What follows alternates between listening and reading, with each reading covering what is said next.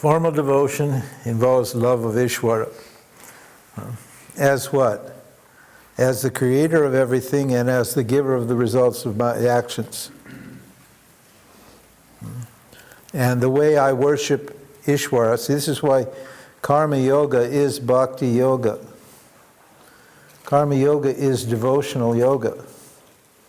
People say, oh, no, Swami Vivekananda, back over 100 years ago, he came up with this idea that there were 4 different paths: Bhakti-Yoga, Karma-Yoga, Raja-Yoga, and Jnana-Yoga. But they're not. There's only one path. The Karma-Yoga is Bhakti-Yoga. What? Because what are you doing? You're worshiping Ishvara. Yoga is Ishvara Pranidhanam. That means worshiping Ishvara. Well, how do you worship Ishvara? By consecrating the fruits of your action, the results of your action, to what? To Ishvara. They belong to Ishvara anyway. So if you just want the results for yourself, you're taking from Ishvara what belongs to Ishvara. So you acknowledge at the very beginning, when you do an action, Karma-Yoga, at the very beginning of every action, when you initiate an action, you remember Ishvara. You say, this idea came from you, Ishvara, and this action I'm going to do, I offer to you. I will take whatever result you give me. There's no bad results in Karma-Yoga. See, for samsaris, there's good and bad results, aren't there? A good result is getting what you want, and a bad result is getting what you don't want. So samsaris, they only want good results and they hate bad results. They don't accept bad results. They get angry when they don't get what they want. But a karma yogi never gets angry when they don't get what they want, or when they get something other than what they want. They're grateful. Say, thank you, Ishvara. I needed that. I understand now. That was a foolish thing. I did the wrong action for the wrong way, in the wrong attitude, and this is the result I got. I learned something from this. This was very painful, but I know you're a good teacher, and I accept that very much, and thank you for teaching me this way. Well, what is that going to do? That's going to neutralize your likes and your dislikes, because we're after results. Karma yogis are after results. Don't get this wrong. It's not that you're not after a result. You're after a result, but what is the result that I want as a karma yogi? I want a pure mind. That's the result I want. I don't want the object for its own sake. I'm doing actions for a pure mind. That's the result I want. And I only will get a pure mind if what? If I include Ishvara in my thinking and take the results, offer my actions to Ishvara, and what? And take the results as prasad. Prasad means a gift from Ishvara. So this way my actions are consecrated. It's called consecration. A worldly action becomes a spiritual action when I make it as a prayer, as a worship. So karma yoga is bhakti yoga. Don't think it's just special kind of yoga only for action, and that bhakti is like, chanting Hare Rama, lighting the incense and prostrating and doing all these lovely practices that they do in bhakti yoga. That is bhakti. That's true. That is bhakti yoga. But all of those actions, or all of those things you do in bhakti yoga, are actually karmas anyway, aren't they? They're mental actions and they're physical actions you do. So Vedanta says there really is only 2 paths: the path of action and the path of knowledge. And so all us actors become bhakti yogins when we're practicing bhakti yoga when we do karma yoga.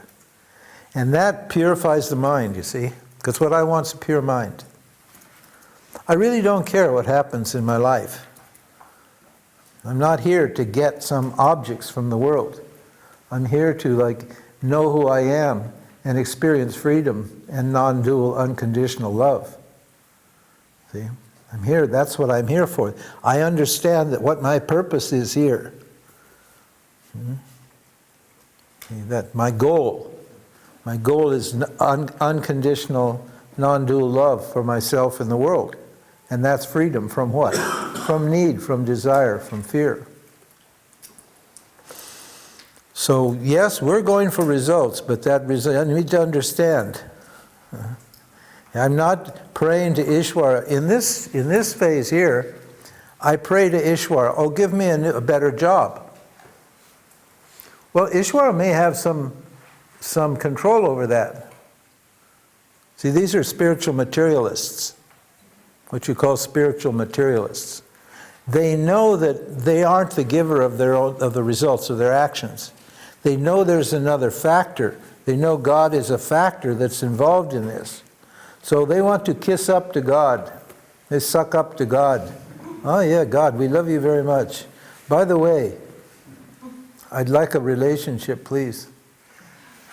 And not only that, he should be very handsome, and he should be sexy, and he should have lots of money, and like that. If you can give me, that's very nice.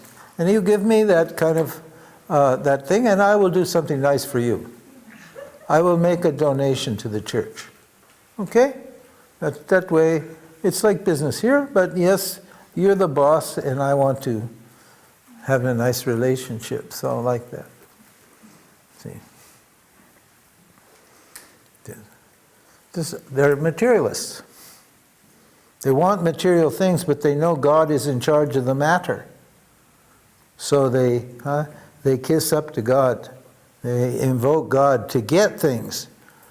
Now we've realized that doesn't solve the problem. Because when I get something, then what do? I just want something else, or I want more of the same thing. Oh, God, that was very nice. You sent me a very beautiful man. He's really sexy and he's got lots of money, but he's a moron. Can you fix that? And I would like you to get rid of him for me and get me one that's beautiful, sexy, and rich, and has got a brain. I'd like a man with a brain, because I'm so tired of this man. And for that I will chant 1,000 Hail Mary, full of grace, the Lord is with thee, blessed is the fruit of thy... I will do that 1,000 times. You just give me the man. Okay, please? Like that. You know these people. Always begging from God, give me, give me, give me, give me, give me. They're ready to give also, but basically they're not interested in looking at their likes and dislikes. Why do I want a pure man? Why do I want a man at all? Huh? Why do I want anything? What am I going to gain by gaining some object here? This is how you think when you want non-dual love. What's to gain here? Well, you know, only temporary happiness is to be gained. So you're going for the big one. You're going for freedom and love. And you want to be independent of objects. You see, moksha, or freedom, is freedom. This is the definition of freedom. Freedom from dependence on objects.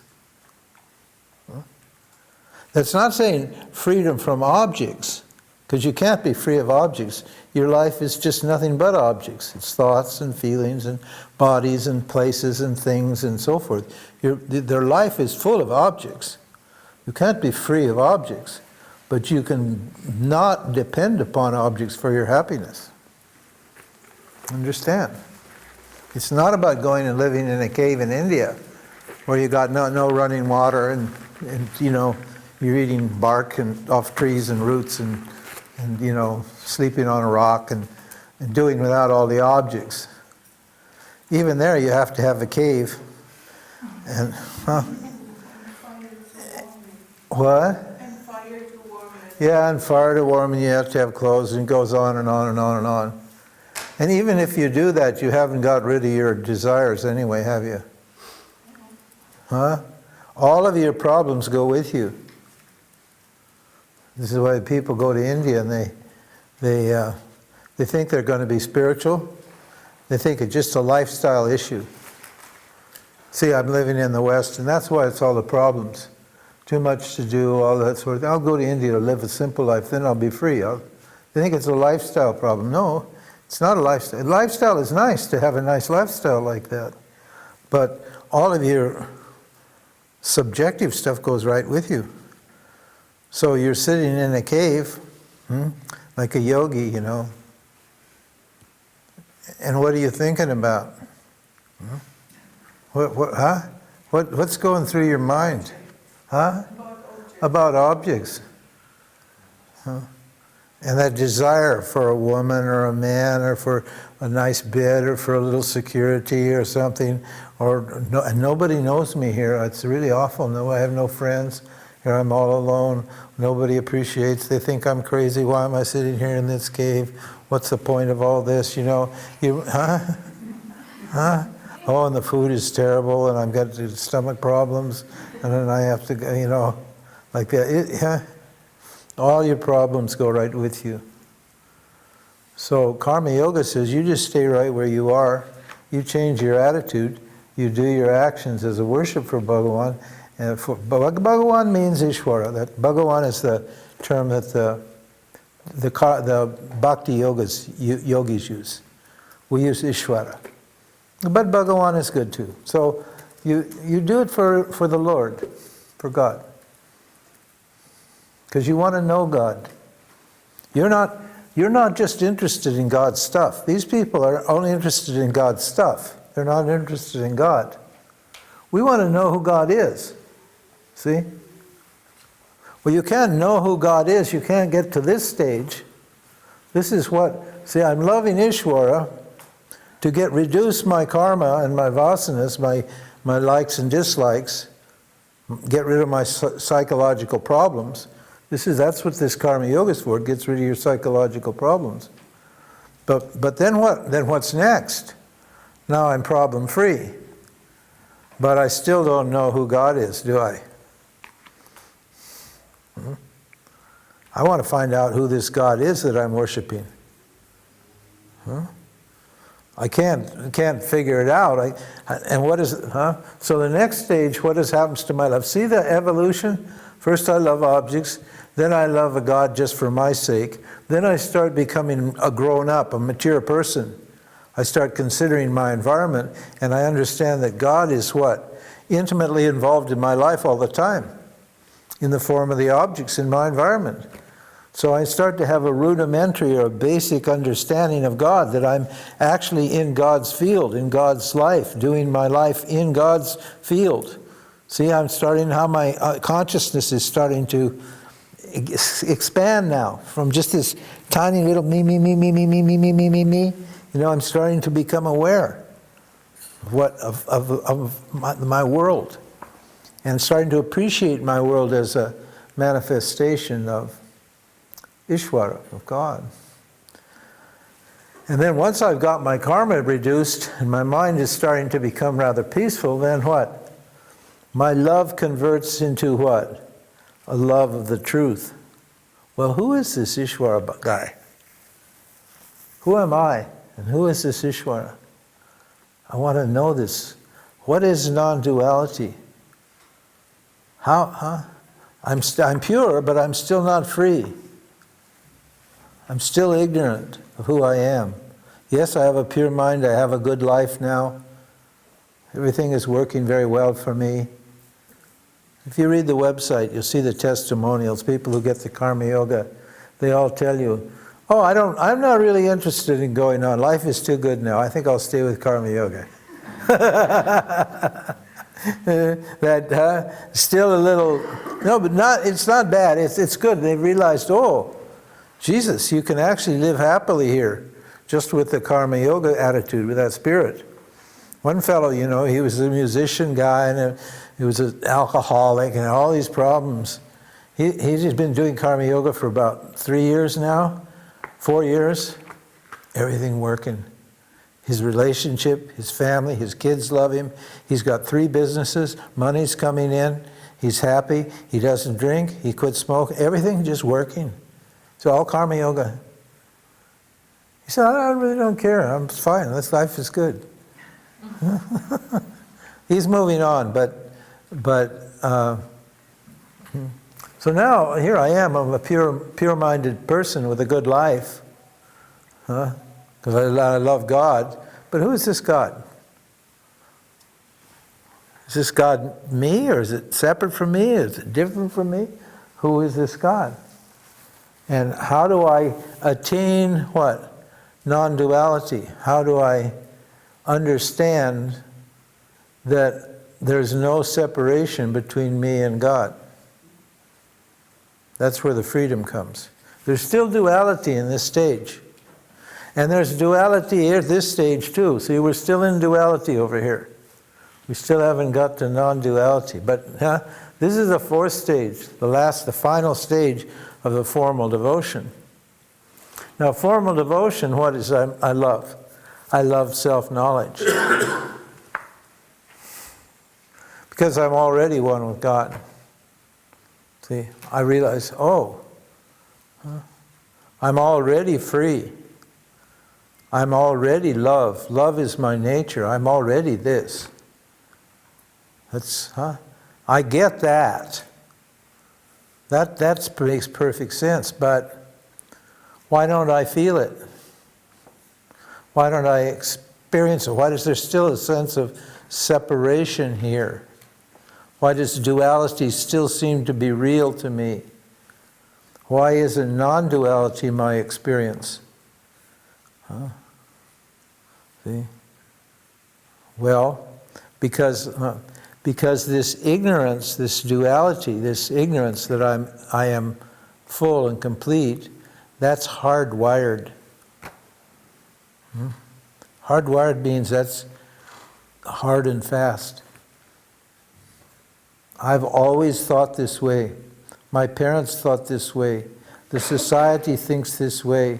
My teachers at school think this way.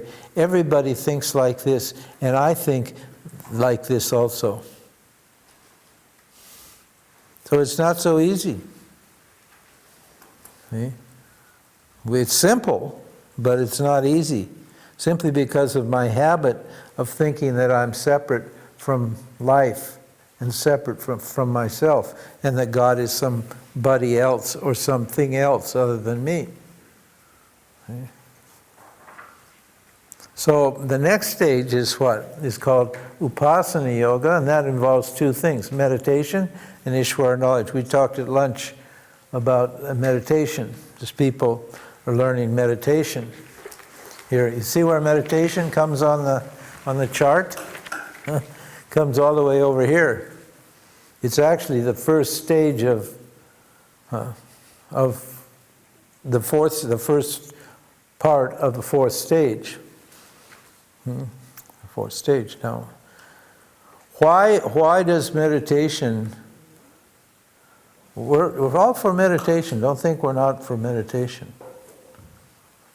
But why do we have meditation over here? Why don't we start here? Start you right out with meditation. What's the reason? Because if you meditate without cleaning up your karma and without purifying your getting rid of your psychological problems, then all you're going to do is you're just going to fight with all of the bad thoughts in meditation and feelings. You're going to keep trying to clear all those bad thoughts and feelings in meditation. And yes, you can. You can work through all those feelings and thoughts and get to the silence. You can get to the silence, and you can sit in the silence and enjoy the silence and be free of your problems. As long as you stay in meditation, you're free of them. Then you just sit and enjoy the peace and the silence and the bliss and the light, and you enjoy it very much. It's very nice. But when you get up from the meditation, and you go back and you start to engage in your life again, all of those likes and dislikes and tendencies and all that karma that you haven't removed comes flooding back into your mind, and you find yourself agitated again. So then what do you think? Oh my God, my mind is disturbed. I need to go meditate to get my mind clear. So then you go back and meditate, and you remove your agitations, huh? And then you think, oh, I'm good to go. That's great. I hope this lasts. You know? And you go back, and then here you start, and you activate all of those things all over again. And then you go back to meditate to solve the problem. So it's like, you know that where it's called treading water? You know what that is? That's when you swim, but you don't move anywhere. You don't swim forward, huh? You just move your body and you stay in the same place. So meditation with Karma Yoga is like treading water. You don't get anywhere. You go forward and then you go backward. Then you go forward and then you go backward. You go forward and then you go backward because you haven't addressed your issues. You haven't cleaned up your lifestyle. You haven't solved your psychological problems. So so what have you gained? Well, it's not bad. It's better than going and taking drugs and drink and sex and rock and roll. It's definitely better than that, but it still hasn't solved this problem of duality for me. And it's still disturbing. And I'm always thinking, well, geez, if I can quit my job and do this and go to India and sit in a cave and meditate, then I'll have plenty of time, and then I'll be able to realize who I am. No. See why you can't skip? So if they introduce meditation to you before you got Karma Yoga in practice, please, it's not going to work, and you'll give up on meditation. Or like some people, there's several people that I've been teaching, they were like 20 years or 25 years meditating. I have one Buddhist friend who meditated 27 years and never got anywhere. I mean, it was good. It kept him from killing his wife. But that was about all. Huh? That was about all it did.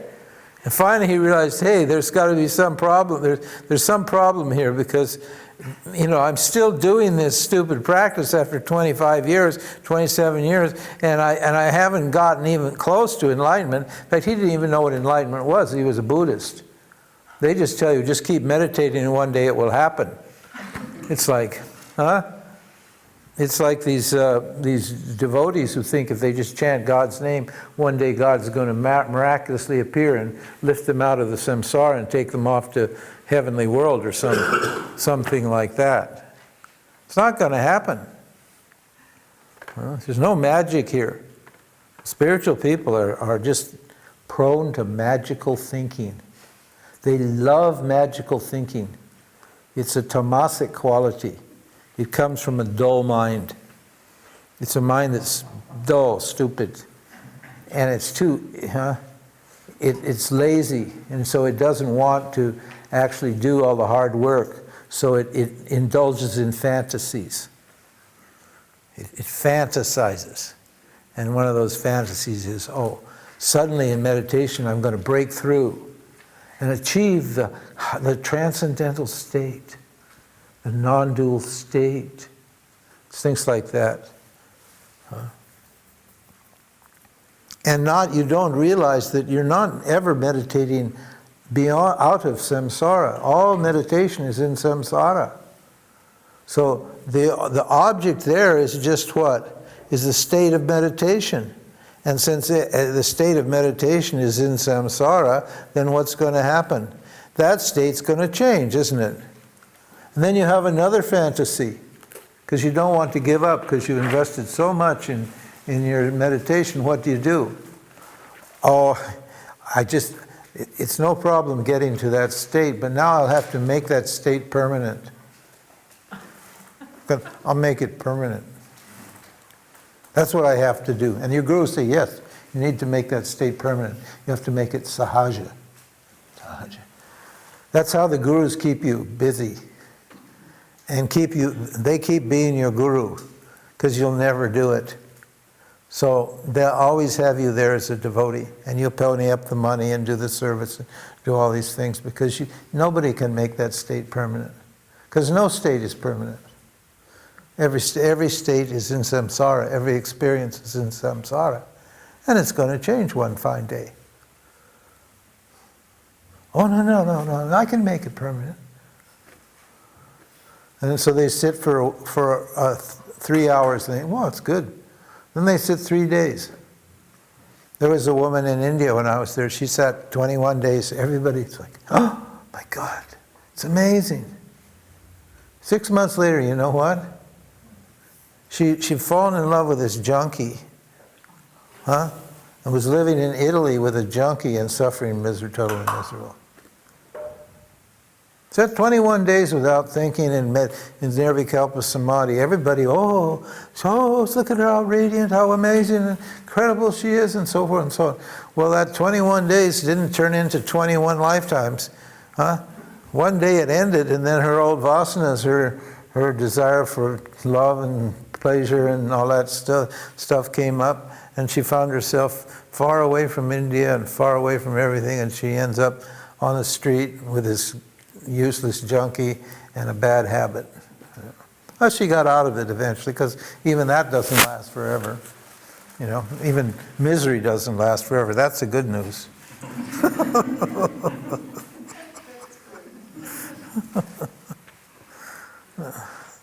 So, meditation is contemplation. When your mind, it's very easy to realize who you are when your mind is clear. So easy.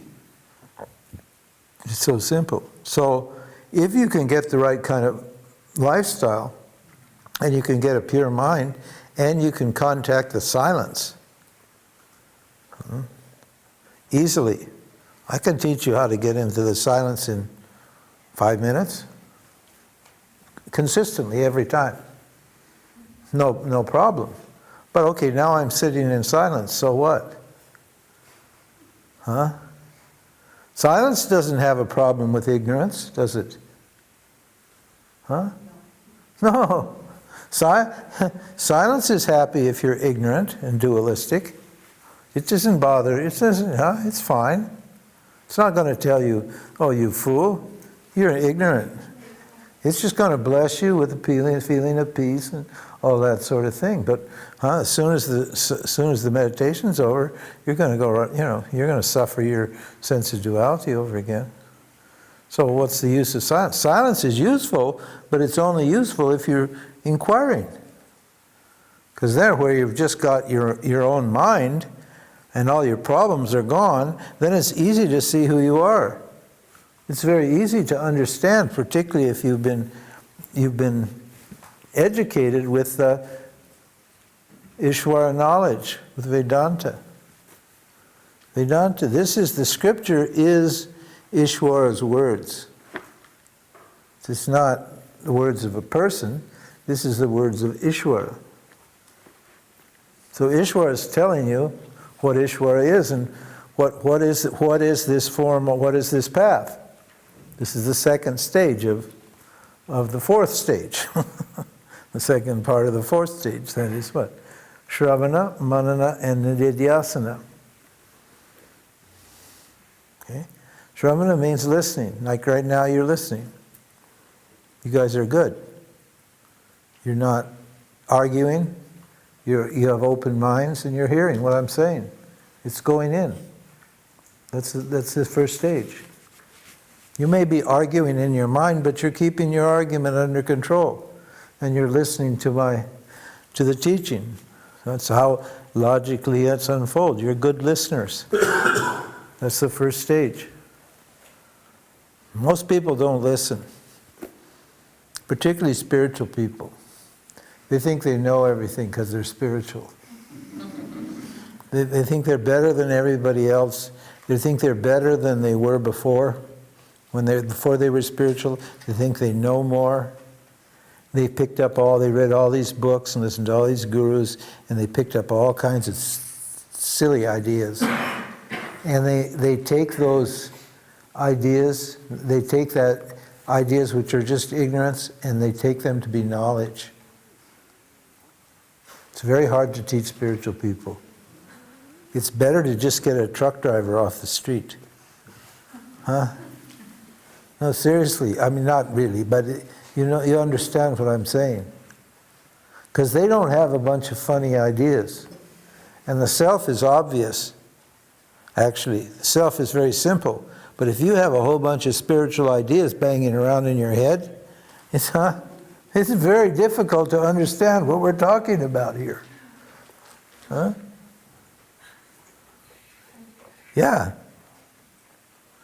So listening is what? Keeping your mind open.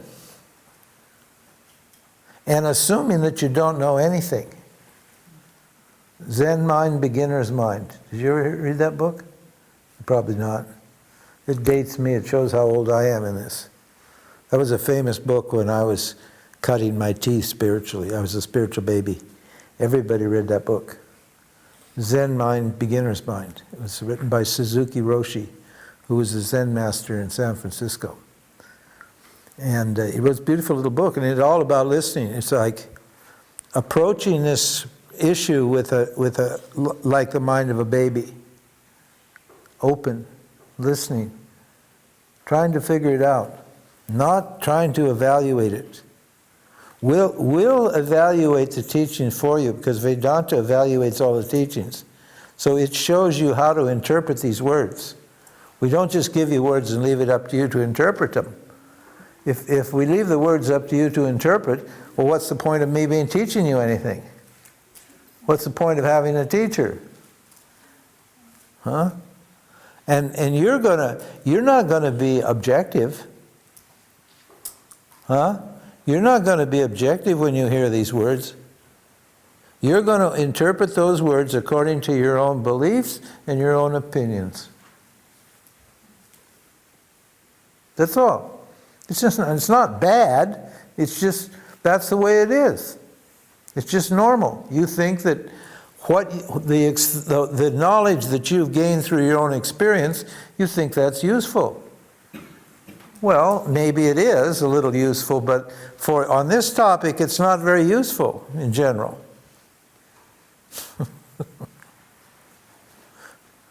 See? But I worked so hard. I've learned so much, and you're telling me, put it aside, forget it? Yeah, that's what we're telling you. Put it aside, forget it. Huh? If there's some truth, you can go back and pick the truth out later on. If there's some ignorance, then you can get rid of that ignorance. But you better have an open mind and listen to what we're saying first before you set out to change your mind or fix your mind or clean your mind up. See, now here Karma-Yoga is cleaning your life up, but now we're going to clean your mind up, your thinking. Got my life straight. Everything's going well here. Karma's working for me. Now what about my thinking? Is my thinking in harmony with the truth? Or not? So listening is very difficult. Now, once you've heard the truth, then the next stage of Jnana Yoga, this is called Upasana Yoga or Jnana Yoga. Upasana means Jnana Yoga also, knowledge yoga. The second stage is reasoning. Again, see, it's all in your hands. Huh? It's all in your hands. But once you've been taught, you're not going to teach it to yourself, and you're not going to learn it on your own. But once you've been taught, it's all in your hands. So now, we told you what the truth is, that reality is non-dual, that you're not the doer, so forth and so on. We explained all these things to you. And you've heard that, and you're very clear about that, but what? But your mind says otherwise. So now what do I have to do? I have to, thought by thought, step by step, go through all of them, just do a fearless inventory of my mind, and look at every idea that I have and see if it fits to the teaching or not. If it's logical, if it's reasonable, if it's rational, if it makes sense. The Buddha had a great saying, lovely saying. I loved it. He said, believe nothing you have read or anything that you've heard. He said, even if I said it. Buddha was he was the guru of the day, guru du jour. That was Buddha. Whatever Buddha said, that's the truth. Buddha said this, that's the truth. He said, don't believe anything you've read or anything you've heard. He said, even if I say it. Unless, what? Unless it corresponds to common sense and reason. Unless it's reasonable and practical. This Vedanta is just common sense experience. It's the logic that comes from a simple analysis of your own experience. There's a logic to your experience that you're not aware of. And we make you aware of that logic. We make that clear to you. And then you look at everything that you think and feel in light of that basic logic. And if one of your beliefs and your opinions happens to coincide with the truth, then it's not a belief or an opinion, it's the truth, and you can accept it. And if a belief or an opinion, it contradicts the truth, then it's your duty to what? To let it go. That's a hard one. I put a lot of energy in what I believe. I believe what I believe. I believe what I believe. I believe what I think. Do you believe what you think? But you better not. And you better not believe what you believe either. You better investigate and look and see whether what you believe or what you think is the truth or not. See, I love the truth here. I don't love objects. I don't care about the results of my actions. I've already got that sorted. I love the truth. I want to know what the truth is. What were you saying this morning, Audrey, about... I was having breakfast with Audrey, and he said, Audrey was a smoker. So and now he finally got off his butt, and he decided to quit smoking. So he's down from like 30 cigarettes a day to maybe 1 a day or something. That's a lot. Smoking is very hard to stop. That's a nasty one.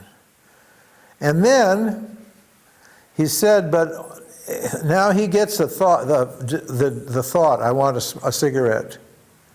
And what did you say? Yeah. Before he thought it was true. I want a cigarette. He thought that's true. Now he sees that it's not true. He doesn't really actually want a cigarette at all. The cigarette is just the cigarette thought is just a proxy for something else. I want to be peaceful or happy. Because when you smoke a cigarette, you get temporarily peaceful or happy. It's not really peace, you get dull. But at least you're not agitated for a few minutes. Your mind is going like this, you take a cigarette, the cigarette's tamasic. So when that smoke hits your lungs, it slows down your prana. It's called your prana shakti, your respiratory shakti. There's 5 pranas in your physiological system. And when you smoke, the first thing it does is the prana, which is the respiration, breathing in and out, that is inhibited by the smoke. And so your mind calms down and you feel peaceful for a few minutes. So, he already discovered, that's not true. I don't want a cigarette. My mind is saying, I want a cigarette, but he's saying, no, I don't want a cigarette. Why? Because he doesn't want a cigarette. Because he's the self. If I'm the self, what do I need a cigarette for? Huh? If I'm the self, what good is a cigarette going to do me? Huh? He's taking a stand in awareness. See the next stage? He's looking at himself from awareness's point of view and managing your mind from the point of view of who you are, from the point of view of non-dual consciousness, existence, love, Sat Chit Ananda. But standing on that platform, this is not true. Standing on the desire platform, this is true. So I have to go through every thought carefully and discard those thoughts that are not true and keep those thoughts that are true. But I have to know what's the right thought and what is a bad thought, what's the wrong thought. So in a reasoning phase, that's what I do. And that involves what? Just actualizing, making this knowledge actual or practical. We call it nididhyasana.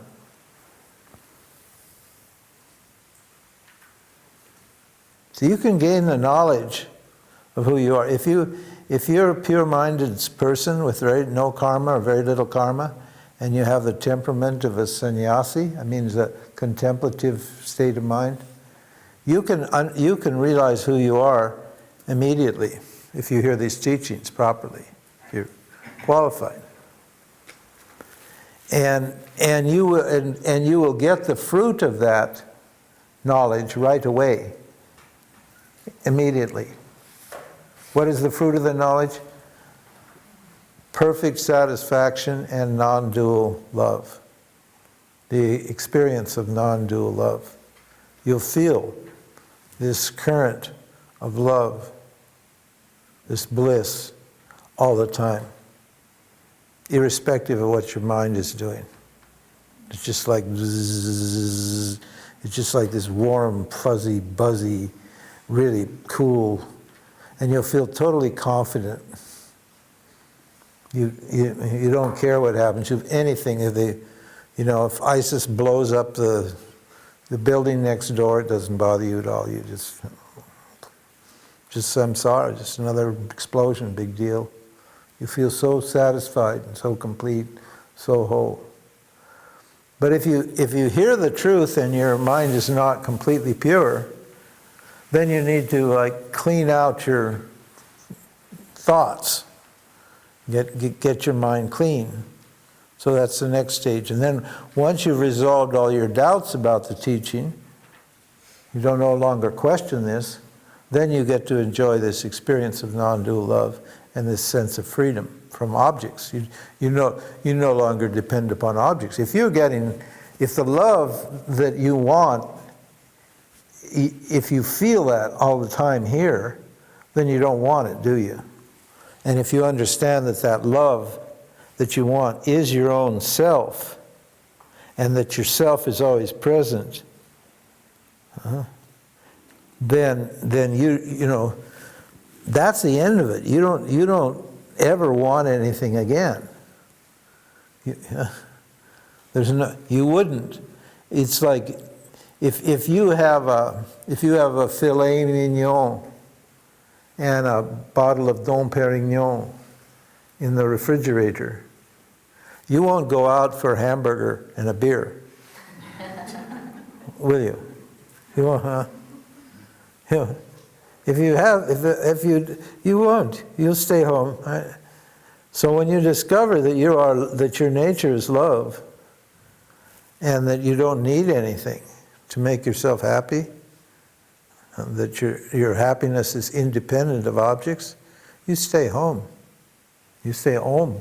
You stay home. Huh? You won't go anywhere. Doesn't mean you won't have an active life and enjoy the world. You will. Absolutely. If you want, or you sit home and do nothing too. Either way, it's up to you. Freedom means freedom. Freedom means anything's possible. But that satisfaction, that experiential satisfaction, won't come until all your doubts are removed. And if you have no doubt that what we say is true, if you have no doubt that what we say is true, then you don't have to study Vedanta anymore. You don't need it, because that's all Vedanta. We can throw this away. This is just to solve one problem. But if that knowledge problem is solved, and yet I still don't feel free and satisfied with myself as I am, in whatever way I conceive of myself, then I need to go back and requalify. I need to keep practicing my yogas, keep studying, keep practicing my yogas to clean up whatever obstacles are there preventing me from enjoying the fruit of this knowledge. And what is the fruit of this knowledge? It's what? Love of the self as the self. See, now it's no more duality here. This is non-duality. You can see, so there's quite a process. Spiritual life is a process. It's a logical, sensible, practical process, a movement from this part of yourself, that this spoiled inner child, all the way to a fully self-actualized human being.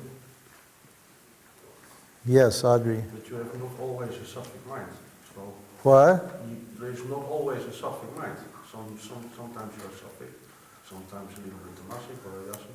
Yeah. But all the aspects of section 4, can you, for example, take a stand in awareness when you are a little bit tamasic? Yeah. When you are right? Sure. Yeah. You can. You know, the mind should be predominantly sattvic. That doesn't mean you won't have moments when your mind is dull. Like after lunch when you come to class and you've had your big plate of noodles, carbohydrate noodles, and your mind is a little dull. But my mind is a little dull. Did you know that? But it doesn't keep my knowledge from operating, does it? I'm teaching pretty well, huh?